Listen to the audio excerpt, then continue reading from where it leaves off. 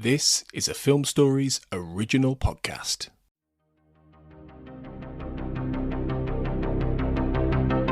This is Writers on Film, the only podcast dedicated to books on cinema.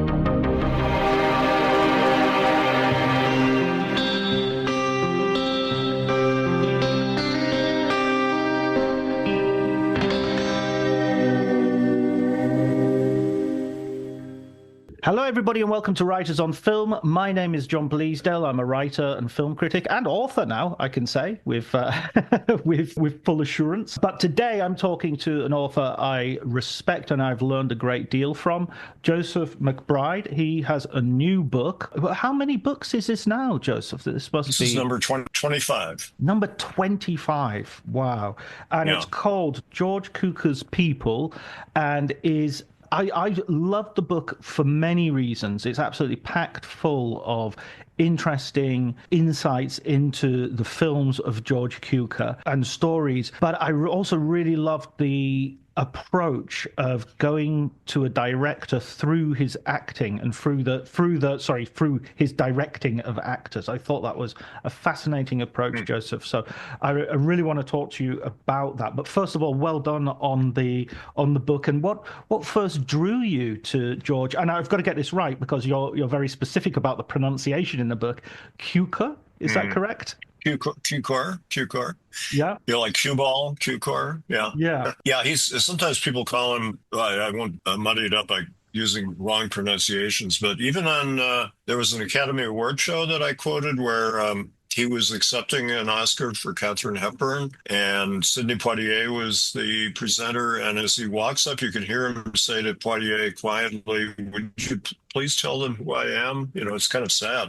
This is 1968, and both Poitier and the announcer for the Academy Awards mispronounced his name. Oh. So it kind of shows you how he's not a household word like Capra or Ford. Of course, those names are easier to pronounce, but Cukor, it's a Hungarian name, a strong name like a lot of directors, but he just wasn't a public figure that much because for one thing, he was queer and he was in the closet pretty much, although everybody in Hollywood knew that he was gay and pretty much accepted him, but you had to be discreet about it in those days. And so he didn't seek a lot of personal publicity. And also that, you know, as you were saying in the approach of my book, is he worked through his actors and his writers. He had great respect for collaborators, and he was not an egotistical show-off kind of director like a lot of them are. Yeah, there's an interesting thing that you say at the very beginning, which is that he's coming from theatre, and he's sort of... I didn't really know this, that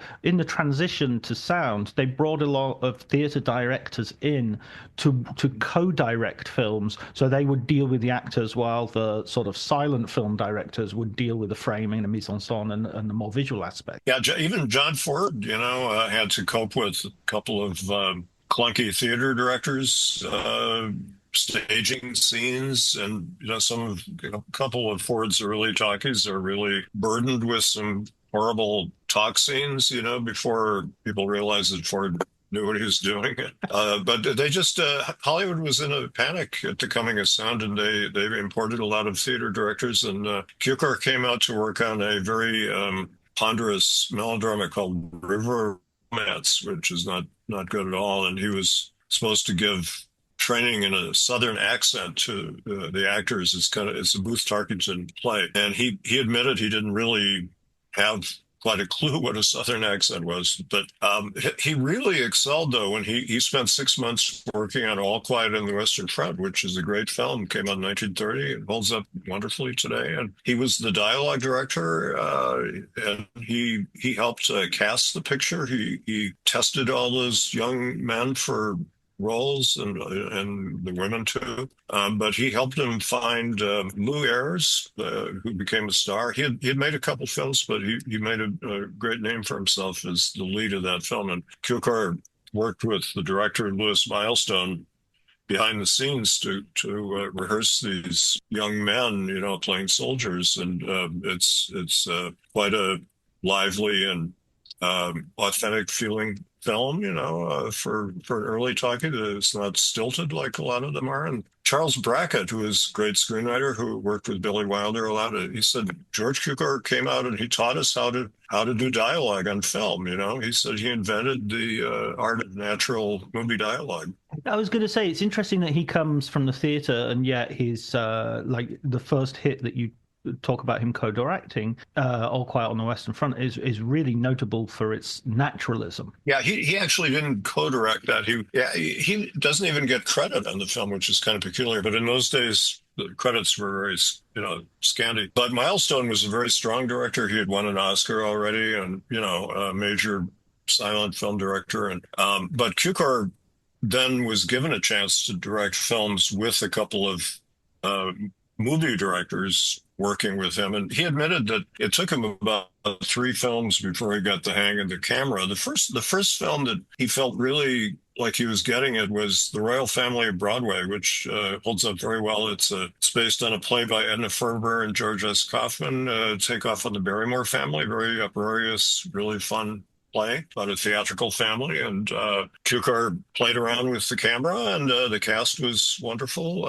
Ina Claire was one of his favorite actresses, who was mostly a stage actress, and Frederick March. One thing that he did throughout his career was he was great at helping stage actors adapt themselves to the movie camera. And that was important in the early days of talkies, because they brought a lot of actors out from New York, and they needed help in toning it down for the movie camera. And Cukor did that throughout his career. There's a wonderful anecdote I have in the book from Jack Lemmon, who made his film debut for Cukor in It Should Happen to You in 1954 with Judy Holliday. And he had done a lot of television and theater. And so he was used to projecting and playing to the second balcony, And Cukor kept telling him, less, tone it down. And Lemmon was getting irritated, and he was a very, cheerful, adaptive kind of guy. But he was getting kind of cranky, and Cukor said, do it again, please. And Lemmon said, you're going to say less, aren't you? He said, yeah, yes, less. And then he got angry, and he said, are you telling me you don't want me to act at all? And Cukor said, oh, please, dear boy, please. And Lemmon said that was the best lesson he ever got in the film business, because what Cukor wanted was the appearance of not acting, just being yourself, as he said, if you could. That isn't easy to do, though. I mean, like, a lot of people are self-conscious or they're not skilled. And even people who are very skilled sometimes can come off as phony on the screen. And Cukor had great taste and sensitivity and was able to help actors reach deeply into themselves, more deeply than they ever had before, too. I always think it's interesting that there are certain actors who get criticized for not acting, they're always themselves, Cary Grant, Michael Caine to some degree as well. And then you rewatch the films and you sort of think they really, they're just hiding their acting, really, because they're amazing in these movies. Well, they're the best actors. The ones you mentioned are 2 of the best film actors. And John Wayne is another example. And I quote him in my introduction. I talk a lot about what is good filmmaking. I think it's a very misunderstood art even today, because the performances that get Oscars and Emmys usually are given for what I call the most acting, not necessarily the best acting. And especially in the Emmy Awards, people who are screaming and crying and waving their hands. And in the Oscars, it's often people who transform themselves and put on accents or funny makeup or whatever. But somebody like John Wayne, who people said, well, he just played himself. Well, I asked Wayne on the set of The Shootist, in which he really gives a marvelous performance, his last film. I said, what do you think of that when people say just play yourself? He said, well, it's quite obvious that can't be done. He said, if you just play yourself, you'll be the dullest son of a bitch who ever walked across the screen. But what he said very shrewdly was, you have to project something. You have to project a personality. You create a personality, and, you build it up. And he didn't elaborate, but, he figured out that walk and mannerisms. He had certain mannerisms and the way he talked. And he told me, he said, I only have one trick. He said, I pause in the middle of the sentence so you don't look away. And I don't pause at the end of a sentence so you don't look away. And I think, Hemingway is one of my favorite writers. And he deals with male vulnerability. And there's a myth about Hemingway that his characters are super macho, but they're not. They're very troubled men. And John Wayne's hesitation in the middle of the line gives that great, powerful actor, a certain vulnerability and likability, I think. I don't know if he meant that consciously, but that's how it comes across. And so Wayne, was one of these craftsmen who spent a career developing a persona that people like. That's what stars do, after all. I mean, that's what makes movie stars. You go to see a star because you like the personality and you want to see it again. And there are different facets within personalities. Like Jim Naramore, my friend, wrote a book called Some Versions of Cary Grant, which influenced my work on Cukor. And he talked about the different Carys. There's the dark Cary and the sort of antic Cary and the romantic Cary, different kinds of Cary Grants within this personality that we know well. And he knew that he shouldn't play roles that he wasn't right for, or that were too much of a stretch for his audience. But there are actors who are, chameleon actors like Laurence Olivier. But Olivier, in his Cukor film *Love Among the Ruins*, said that it was the best experience he ever had in motion pictures. And I think he wasn't really usually a terrific film actor. I mean, I never got to see him on the stage, and I'm sure he was great. But in movies, he was often kind of hammy. But in *Love Among the Ruins*, Cukor uses that sort of fussy quality really well. He plays a aging barrister who's kind of shy around women because he's been pining away for this woman played by Katharine Hepburn his whole life, and it's a marvelous performance. And he's very funny and sweet and romantic and angry, and he's got all kinds of facets to him. But he just seems more real than he does in other films, and that's probably what Cukor wanted.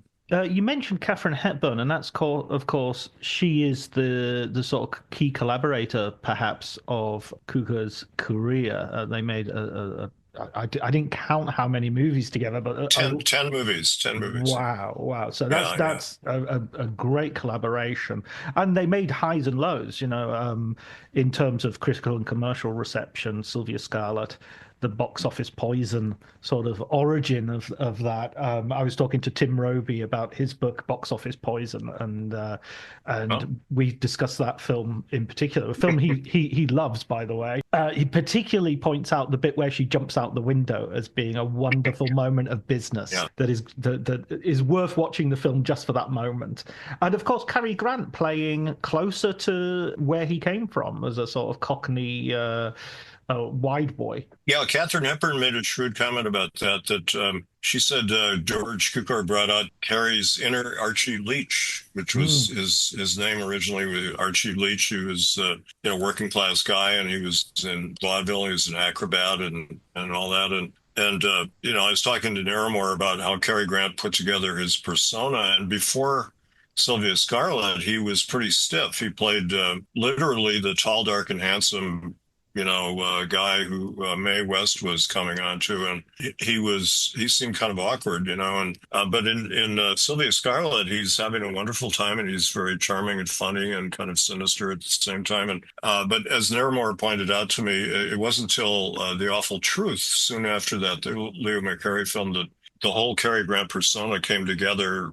That has the romantic, somewhat vulnerable Cary Grant that would be very appealing over the years, but Cukor kind of liberated him. And then Hepburn plays a boy throughout most of the film. She's masquerading because she's a criminal, and her father is a criminal, and it's a delightful film. I'm pushing that all the time to people who don't know Cukor very well. I say, please see Sylvia Scarlett. It might kind of baffle some people as it did in 1935, but I think audiences are more. Cukor was way ahead of the time in dealing with what we call gender fluidity and gender as performance. We're more aware of that now, that we're not just sort of born in rigid categories. We kind of slide between them, and his characters do that all the time. But in 1935, they didn't know what to make of Katharine Hepburn doing this. And she was a very odd, unusual actress to begin with. He gave her film debut in Bill of Divorcement, and he had to sell her to the studio, and David O. Selznick like that she was this kind of odd-looking person and had odd mannerisms. But he recognized her great originality and talent and brought it out. And And then she's wonderful in Little Women that he directed, one of his favorites. And that's, she said that was her favorite of all her films because she really identified with that young, rebellious woman who becomes a famous writer. You know, it's her struggles to escape her small town background. And she's kind of torn between love of her family and feeling that her family is kind of stifling. And it's very much like Katharine Hepburn's own life. She said, this was my youth, you know. And so Cukor guided her all the way along. And as you said, they had their ups and downs. And she did some, a few films weren't her best with him. Keeper of the Flame is not terribly good. And Philadelphia Story, which most people like a lot. I have an ambivalent reaction to it because you don't like the first scene, do you? You really don't like that Cary Grant pushes her in the face. And no, I've never liked that. You know, from the first time I saw that in college, I thought, Jesus, why are people laughing? He's walking out on her and she's breaking his golf club over her knee, and it looks like he's gonna hit her, but instead he pushes her and she falls backward, and it's supposed to be funny, and to me it's not funny. But this was after she was declared box office poison. And William Mann wrote a marvelous book, biography of Hepburn, that I recommend. I've read that 3 times now. He talked about how she really had to recreate herself as an acceptable, more mainstream kind of woman for the 1940 audience with Philadelphia Story, because they were rejecting.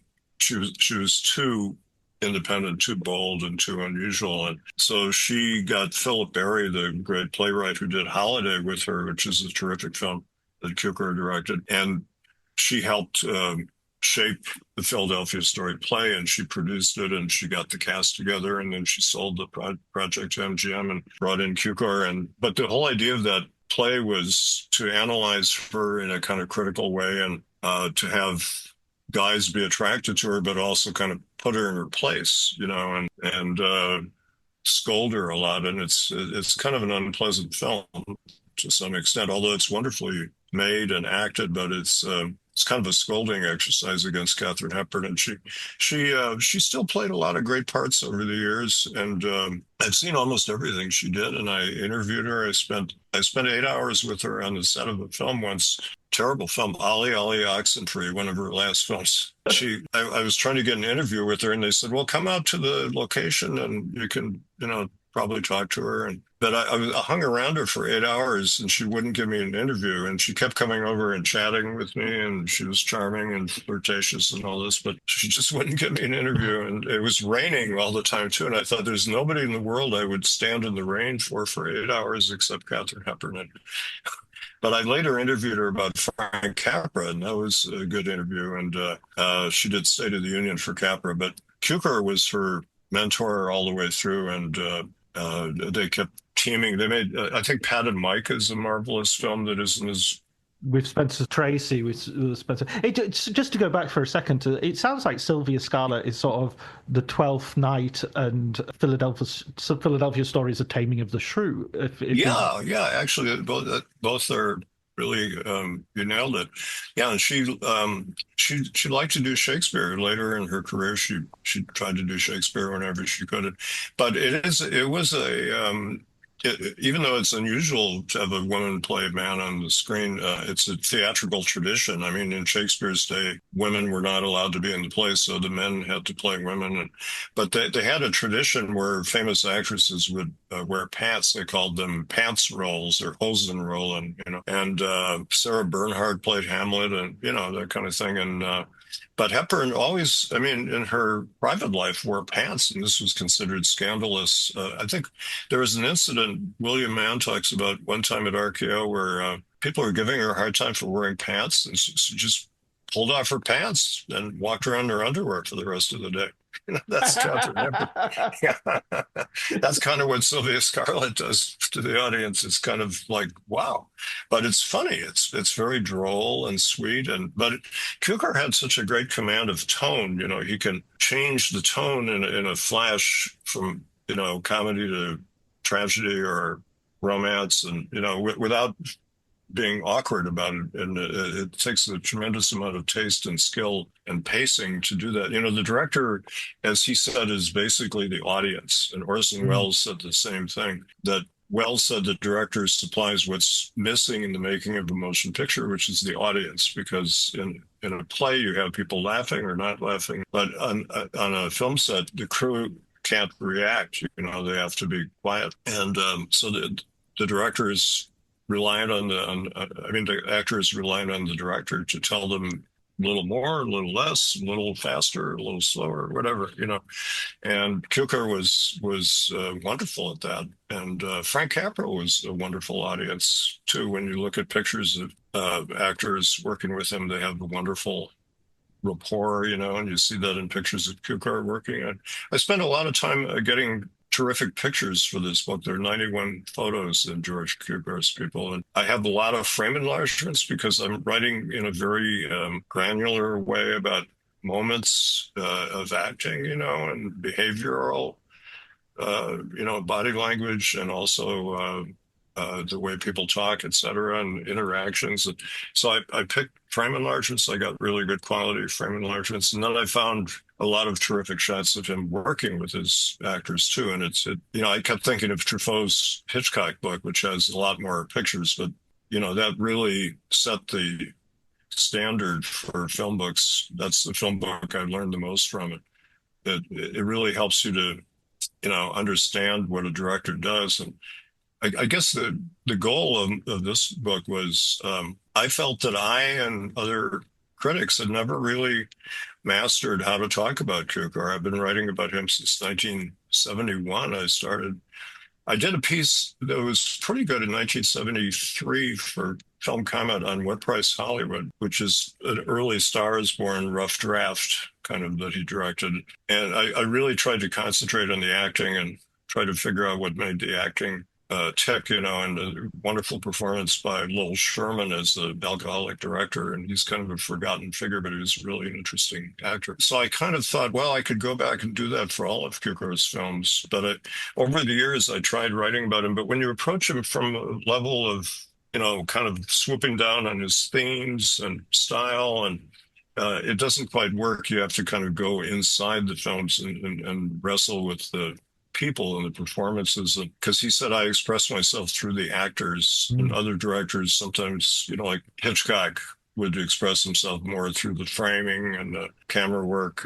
But Hitchcock was a terrific director of actors too. There's a wonderful book on Hitchcock's actors by Dan Callahan. I think it's called The Camera Lies, which is really an interesting book. But writing about acting in movies, there aren't too many books on that subject. So I've mentioned some of the better ones, but there aren't a lot. I was going to say, I think this is a really interesting approach. I said right at the beginning that I'm, me, I've read quite a few books about films, but that focus on acting specifically in terms of a director, not in terms, obviously if you're doing a biography of an actor, you're going to talk about technique or the method. The recent book about the misconceptions behind the idea of method acting by Isaac Butler is an excellent book. But one thing that you bring to the party, which other people perhaps don't, is the fact that you just mentioned Orson Welles there, and you've of course been directed by Orson Welles. And this, I don't think we should hide this light under a bushel.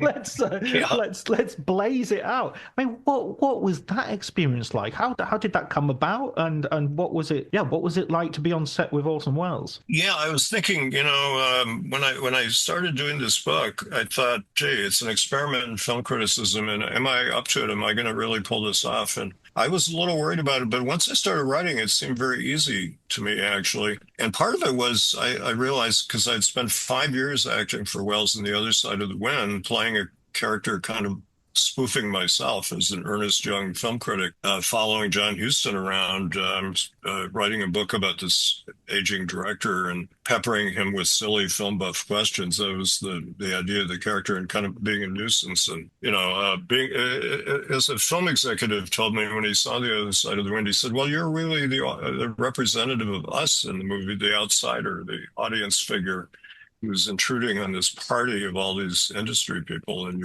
we kind of relate to you because we need a guide, And I hadn't thought of it that way, but it kind of works. But he was a great director of actors, and the secret of good movie director of actors, I think, is they direct each person very differently because each person is unique, you know. And I'll just give you an example of Hank Worden, the wonderful character actor who was in The Searchers, played Old Mose, and he was in a lot of John Ford films.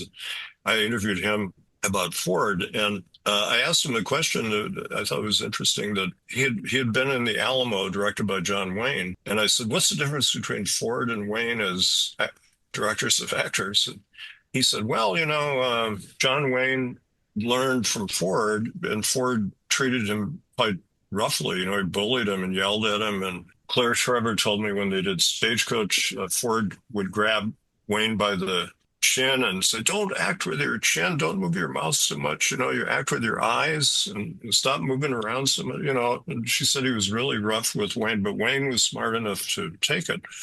But Wayne thought that's how you direct everybody, is you yell at them and abuse them. And Hank Worden said he did that with me, and he said, "I'm a sensitive kind of guy, and if somebody yells at me, I freeze up and I'm not very good." So he said, "I don't think I'm very good in The Alamo. I was tense all the time." But with Ford, he said he treated me like a baby. He was very gentle, but Ford didn't treat John Wayne that way, even in The Horse Soldiers. They're both in together. Or Fort Apache, but Wells was like that. He had Academy Award-winning actors like Edmund O'Brien, Mercedes McCambridge, terrific actors.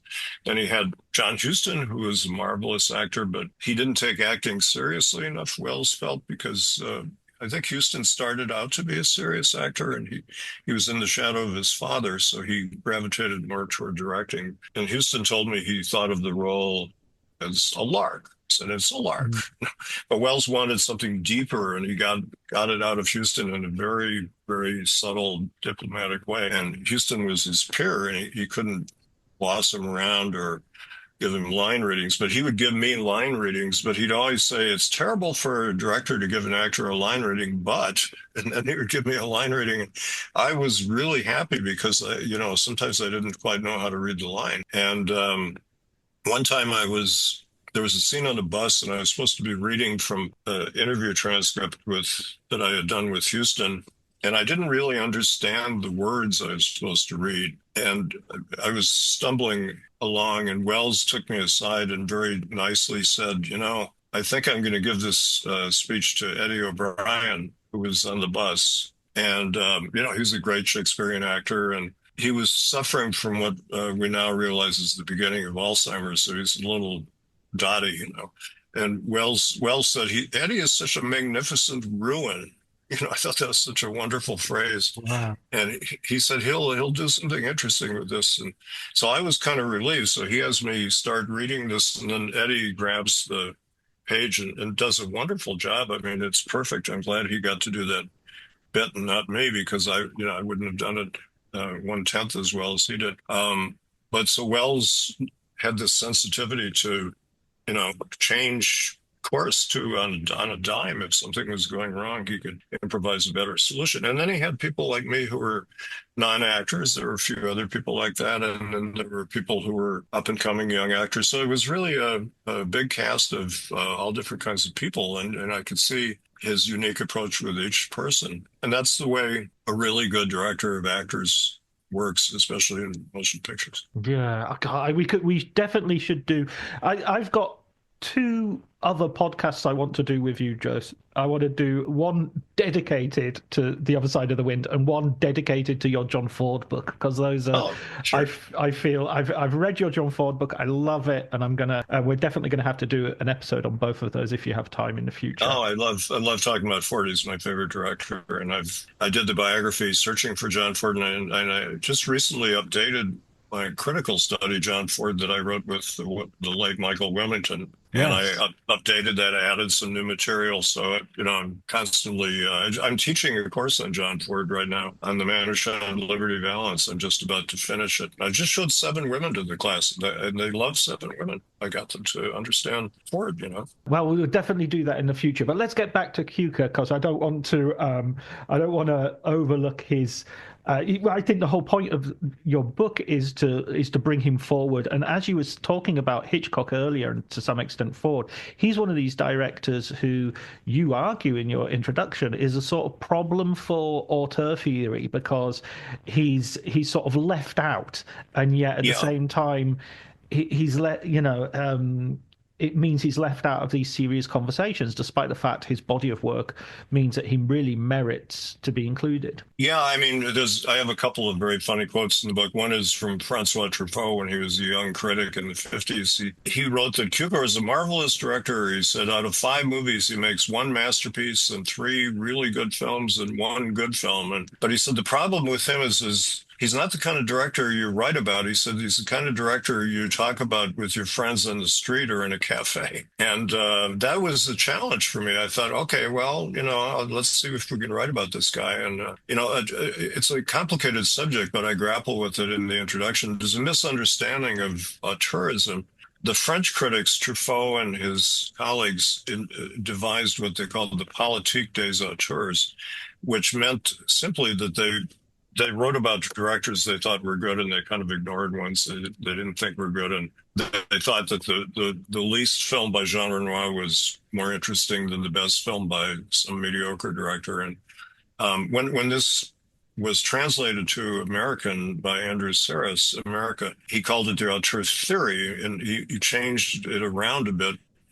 And his famous book, The American Cinema, which is our Bible when I was starting out, he did say there are directors who don't write their scripts, and they can influence the film as much as somebody who does write his own scripts. But that distinction was quickly lost in America, because people thought to be an auteur, you had to write the script like Woody Allen or Ingmar Bergman or Orson Welles or somebody like that. But the Cahiers people devised the politique to account for directors like Cukor and Raoul Walsh. And they thought Hitchcock was another, even though Hitchcock actually worked on the scripts with his wife, Alma Revel, before they brought in a screenwriter. He just didn't take credit, but he had a lot to do with the scripts. But he needed a writer. He couldn't just write the whole thing like Ingmar Bergman. But what is a director? It's not the same as being a screenwriter. It's you take a good script and how do you realize it, as they say in France, réalisateur is a word for director, and you bring out the qualities of the script. One of the things that impressed me about Cukor, around 1980, I'm a member of the Writers Guild of America, and we gave him an award for his respect for writers, which I think is unique in the history of the Writers Guild. Can you imagine we give a director an award? And he was so happy to get it. I was there that night, and he always had the greatest respect for the terrific playwrights, usually, who he adapted, and terrific screenwriters like Donald Ogden Stewart and Zoe Akins and Ruth Gordon and Garson Kanin. If he did a Kanin Gordon script, they were back home in Connecticut often, and he would call them on the phone and say, we need a couple lines here because Spencer wants to say something or whatever. And he occasionally would let an actor ad lib, but very seldom. But he would call the writers, and he would hold up production, or he'd even send a car to Lubitsch was like that too. Lubitsch worked on the scripts with the writers. He didn't take credit, but they considered him an equal partner. But Cukor was not egotistical like some directors. He didn't have to say, I wrote it, directed it, produced it. That's a real problem for a lot of directors. I asked Howard Hawks once, I said, on your early movies, sometimes you took a writing credit, and how come you don't do that anymore? And he said, because if I did, I couldn't get such good writers to work with me. That's very smart. And Frank Capra hurt his career really badly because he started putting down screenwriters and trying to take credit from them, and they wouldn't work with him anymore. And he started having to rely on second-rate writers. But Cukor had too much respect for writers to do that. But he had a strong worldview, and he had a strong personality and sensibility. He was both an insider and an outsider. I talk about this a lot. Being a queer filmmaker, closeted, but people were aware of his sexual personality. He could relate to all different kinds of people's sexuality, but sort of like E.M. Forster, who was gay, but also wrote about marriage really well and about men and women, just like Cukor. Sometimes somebody who's gay can really write about marriage much more acutely than somebody who's heterosexual, or No, at least. Noel Coward, Brief Encounter is possibly one of the best sort of examples of a heterosexual Yeah, relationship being written by a gay man. that's true. And Private Lives, I think, is maybe the Yeah. best romantic comedy that I've seen on stage. And it's a wonderful story of, a feuding couple. And it has a lot of depth and humanity. And Cukor was like that. He could really do that. But he was also an insider. He liked, he had a lot of friends in the industry, and famous writers and all kinds of people would come to his home, wonderful home he had off Sunset Strip. But on Sundays, he'd have parties for his gay friends. And a lot of these people were people who weren't well known. There might have been a few well known people there, but he had a whole kind of separate group of friends who, in those days, you couldn't sort of be explicit about your sexuality. And so he kind of played a double life, as Pat McGilligan's biography of Cukor puts it well. It's called A Double Life. But he could navigate between those worlds because he used the word discreet a lot. He was a discreet man and a discreet director, and that gave him a lot of subtlety. He was not a flamboyant or obvious person in his personal life, but he was a very subtle and witty, a very funny guy. I mean, I got to interview him 3 times, and he was hilarious. I was going to ask about that. What were the circumstances of those interviews, and what was he like? Sort of, what was it like sitting in the room with him? Well, the first time I met him was in 1975. He had just come back from Russia, where he did The Bluebird, which was a terrible disaster of a film that everything went wrong with it. And but he was a survivor, a very tough guy. So we were having lunch at the Polo Lounge at the Beverly Hills Hotel outside, and I asked him what it was like to be fired from a film. And I was thinking of a film called Desire Me, from which he had been removed.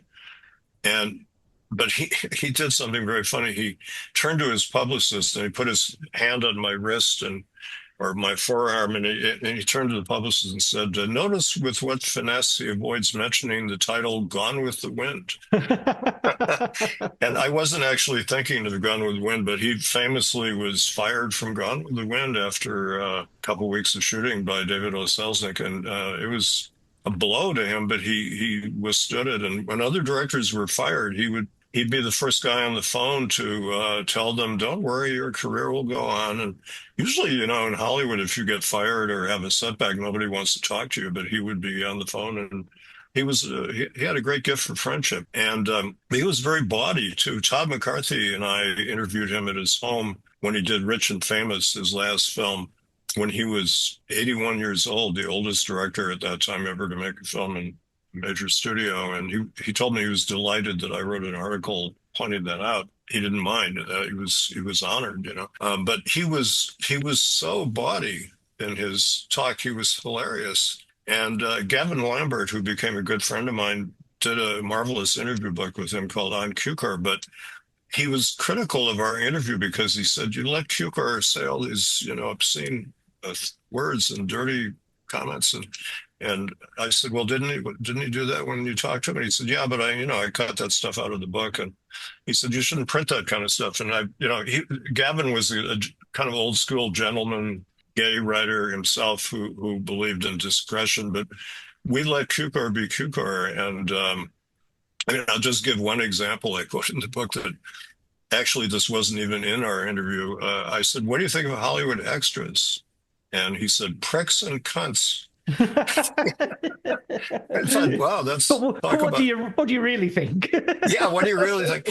And that leads me to an interesting story. I was kind of directed by proxy by Cukor. Oddly enough, I was in a movie called The Wild Party, which is a Merchant Ivory film. And it's loosely based in the Fatty Arbuckle Wild Party story, and it takes place in Hollywood in 1929. And I play a party guest. They were making this film in Riverside, California, where I was working as a newspaperman. And so I kind of talked my way into this film. And I interviewed James Ivory and Ishmael Merchant, and they said they went to see Cukor when they were planning this film, and they said, "How should we direct a 1929 Hollywood party? You know, give us some tips." And he said, "Well, have your assistant director go around to each extra and give them a backstory, why they're there and who are they, you know, so they know who they are, not just milling around like in some movies you see extras that don't know what they're doing." So the assistant director came over to me right before the scene where James Coco, playing the lead character, enters the party. And the AD said, "You're the son of a studio boss and you're trying to succeed as a producer. And so you're on the make at this party." And so I thought, okay, great. I'll be more aggressive than I usually would. And when Coco walked past me, I just grabbed his hand and shook his hand, and he kind of looked surprised, but he went with it. And it was a nice little moment. And later I asked Cukor, I said, "Is it true that you told Merchant and Ivory how to do this?" He said, "Oh, yeah, that's exactly what I told him. You know, that's what you got to do." And Capra said this a lot when I talked to him, that he said, "I treat every actor as a star." He said, "Every little part." That's why the little parts in Capra films are as good as big parts, because each person gets special attention and knows who they are and why they're there and has a little life outside the frame, you know. And there's nothing worse than watching a show or a film and seeing the extras in the background of a cafe, obviously doing a sort of like almost a side eye to camera to see if they're being seen, you know, and not really being convincing. I want to go back to Spencer Tracy as well, because he's interesting in how he reacts to the to Cukor, because he's obviously got his own very private way of dealing with acting. This is what you say in the book, and there's a great story you have of whenever Cukor comes up to talk to Katharine Hepburn and Katharine Hepburn gets into a talk with Cukor, and Spencer Tracy just says, "Oh, shut up, George," and walks away. Yeah, he was so private, and you know. Hepburn, and there's a very good biography of Tracy by James Curtis. I wanted to write a biography of Tracy at one point, but for a variety of reasons, I wasn't able to do it. But he went to my high school, Marquette University High School in Milwaukee. Oh, wow. A funny story, when I found that out in 1964, I went up to my favorite priest and I said, "Did you know that Spencer Tracy and Pat O'Brien went to our school?" And the priest's face kind of clouded over. He said, "Spencer Tracy, he's shacked up with that Hepburn woman and he's never given a penny to the school." So I thought I will try to emulate him. I never managed to shack up with the Hepburn woman, but I haven't given a penny to the school. But the advice of priests goes wrong once more. He said the wrong thing. I thought they should have been proud of our greatest alumnus. But Tracy, according to the book and people who knew him, he would work very hard on his scenes at home the night before. He would spend hours. You know, he arrived on the set letter perfect. He knew everybody's part too. And Gene Simmons, who's in the Cukor film The Actress with him, which is a really good kind of little known film, said he listened really well. And she said most actors act listening or don't even bother to listen. You know, a really bad actor won't listen to other actors. But she said he didn't act listening. He really listened. You know, his face was very intent on her. She was playing Ruth Gordon as a young girl, and Tracy, there was a moment where there's a great close-up, which I have in the book, where he's watching his daughter kind of showing off her pathetic acting lack of ability, and he's kind of wondering, you know, what's this poor girl going to do? And Cukor said, "That was just beautiful. What were you thinking when you did that?" And Tracy said, "Well, you know, I was thinking when I told my father I wanted to be an actor, and he said, 'Boy, I feel sorry for you, you young punk, you know, with your ears sticking out and your funny red hair, and, you know, you're going to have such a hard time.'" And he said, "I was thinking about my father, you know," but it was all private until it came out onto the screen. And I found a wonderful story. Richard Burton was on the Dick Cavett show, and he was a great raconteur. And he happened to be on the set of The Actress when Tracy did an amazing scene. It was like oh gosh, I don't know, 4 minute or something long take where he's talking to his daughter and his wife in the kitchen of their little house. And he starts revealing things about his troubled youth that they didn't even know. He's unburdening himself of all kinds of stuff, and it's deeply powerful, moving. But he's eating a sandwich while he does this, and he walks off camera at one point. He goes off into another room and makes a sandwich and comes back, and he's eating, and camera's moving in and out. And Burton said it was just devastating to watch this guy do all this stuff. And my dad was a reporter for the Milwaukee Journal, and he used to be the TV and film critic. And he interviewed Cary Grant once, and he said to Cary Grant, "What actor do you like the most?" He said, "Well, Spencer Tracy." And my dad said, "How come?" And he said, "Well, we all think he's the best." And Grant picked up a glass of water and demonstrated how difficult it is to drink a glass of water naturally while you're talking to somebody. And he said, "Tracy is the guy who showed us how to do that kind of thing," and that's multiplied about 5 times, eating a sandwich while he's walking around and doing a long take and having to remember a lot of dialogue. And it's completely natural, and it's kind of like you're eavesdropping. I think that's what good movie acting is. It's kind of like you're eavesdropping on somebody in their home or in some private place, and you happen to be privileged to be there. Like Richard Burton was privileged to be on the set, but we can be privileged to be on the set. I asked Cukor why he loved those long takes. That's one of the hallmarks of his style. He has some amazing long takes. And I said, with Love Among the Ruins, you had Hepburn and Olivier, and you did some fantastic long takes with them.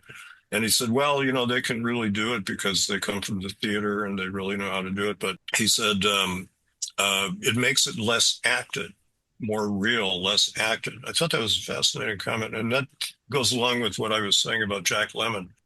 Don't show us, just be something, play the lines, play the character, inhabit the character, and be honest. Tracy used to say to people, just say the lines, be honest, and don't bump into the furniture, that kind of thing. And that sounds easy, but as we were saying earlier, to loop it back to the most acting rather than the best acting, it reminds me of something James Stewart once said, that you see someone, an actor performing withdrawal from heroin, and everyone says, oh, it's amazing how he does that, but very few of us have experience of that, so we really don't have any criteria by which to judge it. Whereas someone coming downstairs and saying, is there any mail for me? We've all done that. So it's really difficult to do that naturally, because everybody in the audience is looking at that going, nah, that's not how you do that. It's that sort of skill. That's really interesting.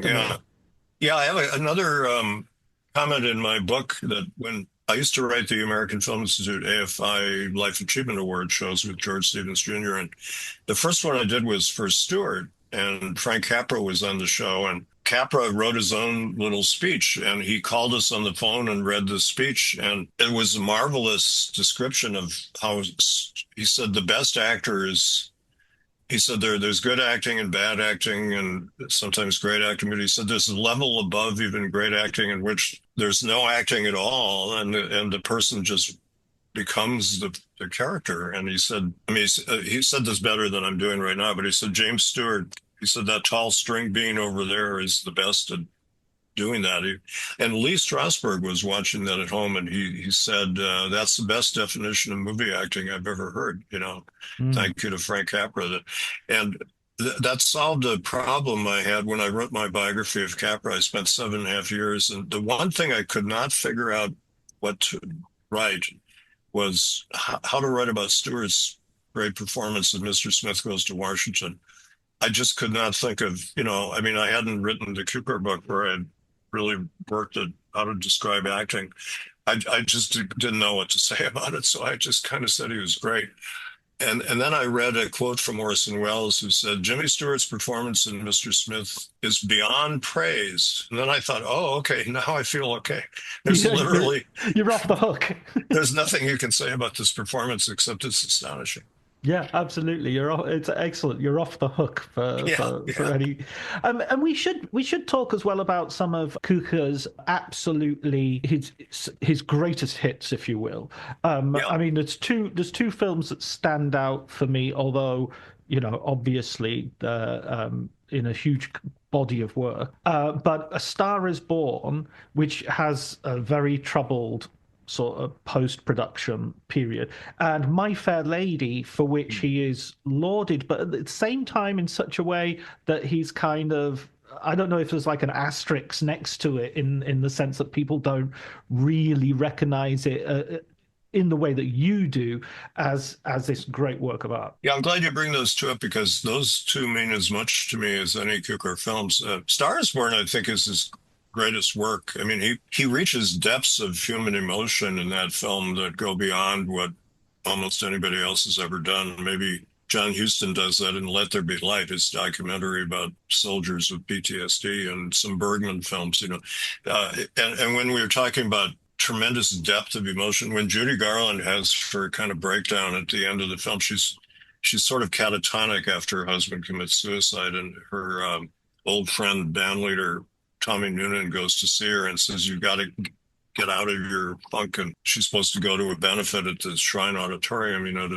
at the end of the film, she says, this is Norman Maine, the famous line. But she just explodes. And Cukor said he found it frightening what Judy Garland did, that she reached so deeply inside herself, and she just kind of blew up, and it just was an amazing thing. And then he said, after she did it, he said, "Let's do it again quickly, just in case something went wrong in the laboratory, we'll have 2 takes." And he went over to her afterwards, and he said, "That was just astonishing. How did you do that?" And she said, "Well, just come over every afternoon. I do it at home, But she said, "I only do it once at home."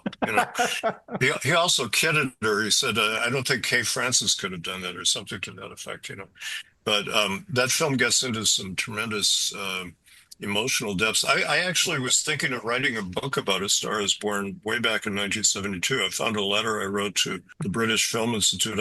My first critical study was on Wells for the BFI's Cinema One series, and I wrote them. I always want to write a book about one film, and I still may do that. And I said, I want to write about A Star is Born. And I guess they said no, because I didn't do it. I don't know what the reply was. But my friend Ron Haber did a very good book on A Star is Born. He was the guy who reconstructed the film. He found a lot of the missing parts, not all of them, but it was a tragedy, like what happened to the Magnificent Ambersons or Greed. This great film was hacked up, and there was no excuse for it because it opened well. It had great reviews. The business was good, and Warner's foolishly thought we can make more money if it's 22 minutes short or whatever they cut. And they hacked out some really important scenes. And then the public heard about this, and the word got around in the public. Stanley Kramer once said there was this mysterious grapevine. The public can tell when a movie is not good.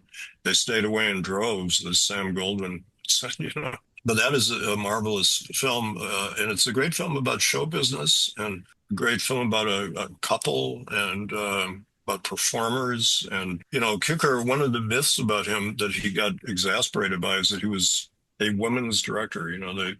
You still hear that, and he would get upset because, he directed so many great male performances too. James Mason in that film is fantastic. And Spencer Tracy did 6 films for Cukor, and Cary Grant did several. And Rex Harrison, My Fair Lady, that film means a lot to me. And one reason, I guess, one reason you write books is there's some deep personal connection that impels you to write the book. And part of it was I felt I really liked Cukor as a person. I thought he kind of understood me when I met him. And most people you interview, they don't seem to be too interested in who the interviewer is. They're just kind of spouting off or whatever. But he said to me in 1975, when we were talking, he said, you're a very determined young man, but you're deceptively mild mannered. And he said, keep that. And I thought that was very shrewd, that he saw into my personality in a way that almost nobody had before. And that's why he was a master psychologist. But when I was in high school in 1965, I went to that Catholic high school. I had a nervous breakdown and a physical breakdown, and I was hospitalized in a mental hospital for 4 months. And, I was in really bad shape, but it was actually the best thing that ever happened to me, because I got out of the Catholic Church. I got out of my home. I got to meet a girl for the first time. I fell in love with this wonderful, troubled girl who she was kind of Henry Higgins to my Eliza Doolittle.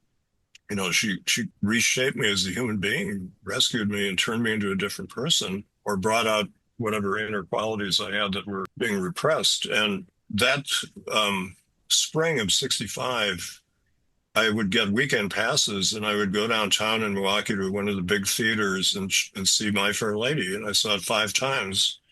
And that's when they had the big roadshow films with a huge screen and, hard ticket and everything. And it was such a sumptuous, beautiful film to watch. And I loved language too. My hobby in high school was etymology. I was writing a book on baseball slang, my first book. And so I identified with Henry Higgins, and even his pedantry, I kind of identified with that, and even his misogyny. I mean, I was raised as a Catholic being afraid of girls, and I could relate to that in a humorous way. Cukor directed Rex Harrison in such a droll way that you kind of care about this guy, even though he's a schmuck, But I really related to Audrey Hepburn's character too. I was kind of her, and I was just fascinated by this film, and it helped save my life, And I mean, honestly, I've told people the 2 films that meant the most to me in my life were Citizen Kane, which got me into a film career, and My Fair Lady. And people say, My Fair Lady, what are you talking about?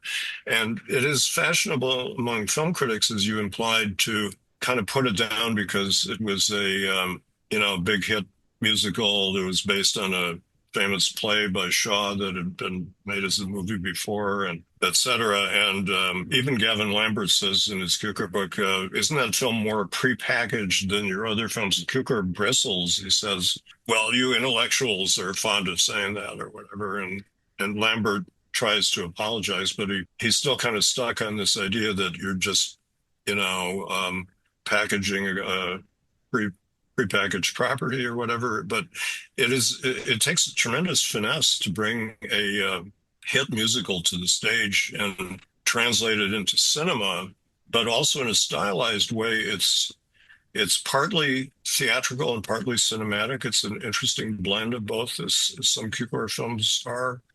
And Rex Harrison needed a lot of help. He had played the role for 2 years or something, and he needed help translating it to film, and he did it wonderfully. And Audrey Hepburn needed help, because there was that brouhaha about not casting Julie Andrews, which Cukor had nothing to do with. But Hepburn wasn't quite right for the bedraggled gutter snipe part of the role, but she was perfect when she becomes a lady, and Cukor had to kind of guide her along. It's an imperfect performance, but has more emotional depth, I think, than Julie Andrews probably would have brought to it from the evidence that I've seen. But it's marvelously stylized and a masterful piece of direction. I think he really deserved the Academy Award he got for that film. But that's another reason people put it down, because they say, "Oh yeah, he got an Academy Award. It must not be a very good film." I think it's so interesting that these deeply personal films that help you through life, and that sometimes defy explanation to, I mean, you've explained it very eloquently there, so actually it doesn't really defy explanation, but it speaks to the sort of power of cinema that if it touches you deeply on a subjective level, there's really no argument is going to shift that. And no argument should shift that. Yeah, I mean, that's true. And when you write about it as a critic, and this was one of his late films, so I tried to write the book in sequence. I had to make a good argument. I can't just say I love this film because of, whatever. And, I mean, I had to kind of have a rational, analytical approach, but also throughout this film, I'm reacting viscerally to the acting, like, as Wells says, when people go to see a movie, what do they go see? They usually go because certain actors are in the film. That's what most members of the public go to see. They don't go because it's a Mike Leigh film or something, or, they go because it's Judi Dench or Meryl Streep or whoever it is, and Maggie Smith, and so you feel this emotional connection, but you have to analyze it too. It's kind of a tricky thing to do, but I think I pulled it out. But Cukor also, when you think about this, it is one of his most personal films, because one of his themes running through his whole body of work is the Pygmalion Galatea theme, in a very obvious way, because he's the director shaping these performances, and often women excelled in his films, but men did too. But actresses felt comfortable with him. One reason was he wasn't going to hit on them like a lot of those macho male directors would do. And also he knew how to talk to the actors. Coppola came to our school, San Francisco State, a few years ago, and he said, I'm continually shocked by how many members of my profession don't know how to talk to actors. They just don't have the language to talk to actors. And I've seen that happen with a couple directors I worked with. Wow. I mean, they alienate actors just when they open their mouth and say stupid things and interfere with the actor's method. So it is rare for a director to really understand what the actor is doing and to see and hear what the actor is doing and to help the actor shade it or bring it out in the way that he or she can do best. And Cukor had that rapport where he could shape another human being's performance. And as Henry Higgins says in the film, what could be more important than transforming a human being into a different kind of human being? That's what a director does, actually. Yeah, I remember I was writing an essay for a reissue of John Huston's Freud. And so I was reading for John Huston's autobiography, an open life, Open book. Open book. He really took against Montgomery Clift and Susanna York in that film. They kind of feuded on Freud, so to speak, and it always struck me as incredibly self-destructive for a director to alienate. I mean, admittedly, with Montgomery Clift, a difficult actor, no doubt about it, a difficult personality, through no fault of his own, a very vulnerable man. But it's sort of like, well, what's the point in casting someone like that if you're not going to treat them in a way that will bring out their best? Yeah, and he was, he had that terrible auto accident. He was addicted to drugs and alcohol, and he was sort of a basket case when he did that film. And Huston was kind of known for being tough on actors, but I mean, I got to know Huston quite well. I mean, I acted with him and I wrote the AFI show for him and things like that. And I interviewed him several times. And one of the things he said about directing actors is it was mostly a matter of casting. If you cast the right person, you didn't really have to say much to them. And Michael Caine said that about The Man Who Would Be King. He said Huston didn't really say much to him and Connery, that they were so perfect for the parts. He would just, kind of say, well, there's a great story. Robert Mitchum came to our show, and normally we tried to work with the actors to write the speeches and shape the speeches, but I asked George Stevens, I said, can I go see Mitchum and try to talk to him about what he's going to say? And he kind of laughed. He said, you can't tell Robert Mitchum what to say. Are you kidding? So we had to take a chance in front of the ballroom of 1,000 people. And Robert Mitchum is like a loose cannon up there. And a friend of mine was seated next to him at the dinner, and he said Mitchum arrived with an entire bottle of tequila, which he polished off in the course of the dinner, and he was completely blotto by the time the show began. And his name was called, and he was kind of leaning forward, and he suddenly sat up and he realized, I have to get up and walk onto the stage. And he took like 2 minutes to get up on the stage. We cut it to 10 seconds editing. And at first he's sort of faltering, but then he was just fantastic. Something clicked. And he said that when he and Deborah Carr were doing Heaven Knows Mr. Allison, in which she's just wonderful, plays a Marine who's in love with a nun, and very sensitive performance. Mitchum was a much more sensitive guy than people realized. He said he and Deborah Carr were in a cave and there were explosions going off, and they both said to each other, what the hell are we doing here? And she said, I thought you knew what we were doing. And Huston hadn't said anything to them. And they looked at Huston, and on our show, Huston reacted in a kind of frowning way, like, well, what is Mitchum saying here at this tribute for me? And then Mitchum said that Huston just said, even more, kid, even more. The only direction he gave him on that film was either even more or even less. But that's kind of what a director does. But, Robert Mitchum is so great that you don't really have to do a lot except to maybe tone him down or juice him up a little bit. We did that, and we also had him on our Lillian Gish tribute because he was in Night of the Hunter with Gish, and by then we had more faith that we could let him go, and he got up and he was completely different. He was a consummate gentleman because she was such a great lady, that he was very, very poised and well behaved and gave a really lovely speech about Gish, very different from his bawdy speech about Houston. It's like he was changing character to match the awardee. Yeah, yeah. He adapted to the subject, just like a great chameleon actor does. Houston said that Mitchum was such a great actor, he should have played King Lear. He always wished he could do King Lear with him. Baby, I Don't Care. There's a Lee brilliant Server's book. Lee Yeah. Server's book. Yeah, it's an absolute superb read for anybody who hasn't, who wants to know more about Mitchum, and stunning life as well. Really, really fascinating life. Yeah. Joe, I could talk. Well, look, let's do this again soon because, as I said earlier, there are a couple of episode-long conversations I want to have with you, Sure. especially about your John Ford books, I should say. But before we go, could you have you got any recommendations for us of film books that you might have read recently, or come across that you would like to, or maybe about what we've been discussing that you might like to? Well, I just started reading. There's a new book on Giant.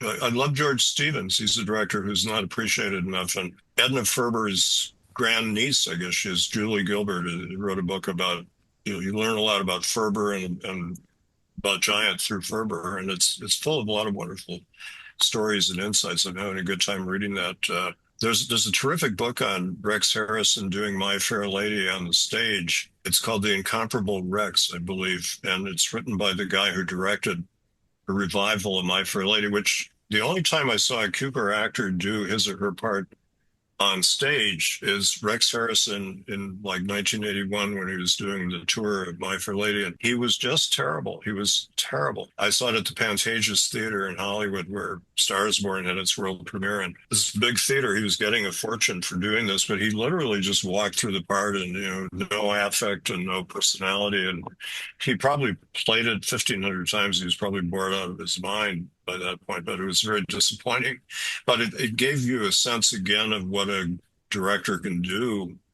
Even when Harrison back in 1963 did My Fair Lady, he probably was pretty jaded already by doing the play in New York and London for a long time. And he needed to kind of reinvent himself for the role, and he did a fantastic job of that. So that book is hilarious too. I mean, his misbehavior was so outrageous to that. I think that comes as a real surprise that Sexy Rexy was actually a complete nightmare. Well, that's the ultimate book like that. I forget the title and the author, but there's a book about Peter O'Toole, Oliver Reed, and Richard Harris. Oh, yeah. Hellraisers by Roger Sellers. Oh, yeah. Their drinking lives. And it's just full of all the worst stories about their drinking escapades. It gets kind of depressing after a while. It starts out being funny and it's not funny after a while. Yeah, it's kind of an interestingly responsible book by the end. By the time you get to the end, everybody's saying, I can't remember anything. I completely destroyed my life. Yeah, you wish that these guys had been a little more judicious with their lives. But yeah, I love reading good film books. I'm doing a lot of reading these days. I'm retiring as a film teacher December 31st from San Francisco State, and I'm having a lot of fun reading books. I mean, I've been doing that my whole life anyway, but I just have a bunch of books. I'm reading there's a 2-volume biography of Vladimir Nabokov that I'm reading that's really terrific. Oh, wow. One of my favorite novelists ever. Absolutely. Yeah, I just read Lolita again. I'm teaching a course on Kubrick and Dr. Strangelove, and it inspired me to read Lolita again. What a great book that is. And now I'm on Pale Fire again. That's fantastic. Yeah, I want to get this one of those Library of America editions of Nabokov, which includes Lolita and it includes Nabokov's screenplay of Lolita. And yeah, I just read the screenplay again. I hadn't read that for a long time, and it's very odd and interesting. What was I going to say? On Kubrick, there's a really good new biography. You may have interviewed Nathan Abrams. Yes, we did. Yes. He talked to Nathan and Robert Kolker, isn't it? Yeah, it's an excellent biography. And Nathan did an amazing book, a critical study of Kubrick called Stanley Kubrick, New York Jewish Intellectual, which is a fantastic book because, I mean, his level of erudition and scholarship is astonishing. And he gets into the hidden Jewishness of Kubrick's work, because Kubrick had a kind of strange phobia about not being overtly Jewish in his work, but his work is full of arcane references to all kinds of Jewish themes. And it's just a wonderful, it's kind of like that book on Coleridge's The Road to Xanadu. What's the name of the poem? Kubla Khan. Kubla Khan, yeah. There's a book called The Road to Xanadu, which is this huge analysis of the poem that Coleridge wrote when he was in an opium trance. And he was subconsciously influenced by all kinds of literary works that he wasn't even aware that he was influenced by. And the author decoded the whole thing. And it kind of reminds me of what Nathan did with Kubrick. It's just terrific. And that, Kubrick lends himself to that. There's that film Room 237, which I thought was it went off the rails. It didn't really do it in an intelligent way, but Nathan is very judicious and accurate. When he makes a claim about something, it's really true. It's not just something he's making up or whatever. But Kubrick planted a lot of riddles and mysteries in his work. And he spent so long on each film, too, that I guess he just poured all kinds of things. There's a wonderful book by Kubrick's driver, too, Emilio. I forget his last. It was published originally in Italian as well, because he's an Italian driver. It's an Italian guy. It's something like Me and Kubrick, wasn't it? Something like that. It's just terrific. It's about his daily life. Like, they say no man is a hero to his valet. Well, Kubrick was still a hero to this guy, but he saw all the sides of Kubrick that you would love to hang out with Kubrick. And this guy got to do it. And it's just a terrific portrait of somebody in a way of intimacy that you seldom get in a study of a film director. Absolutely. Absolutely. Yeah. Yeah. Brilliant. Wonderful, Joe. That's a wonderful conversation, a brilliant book. I really recommend it to anybody who's interested in George Cukor. But more importantly, I think even if you're not, it's not been a name that's pinged on your radar, I think you should read this book, because you'll realize that there are a bunch of films in here that you're familiar with and you probably love. And I think it really does the job of elevating Cukor to the proper position that he should be held in, which is as one of the great Golden Age directors. Thank you. And I'm glad you feel that way, because that's what I felt about him, that he's been underrated because people don't understand what he did, and so I tried to figure, well, how do you write about this guy? You write about him through the way he handled actors and projected himself through his performers. And that gets to the heart of what is directing, I think. And that's what I tried to do. So thank you. I'm glad you felt that way.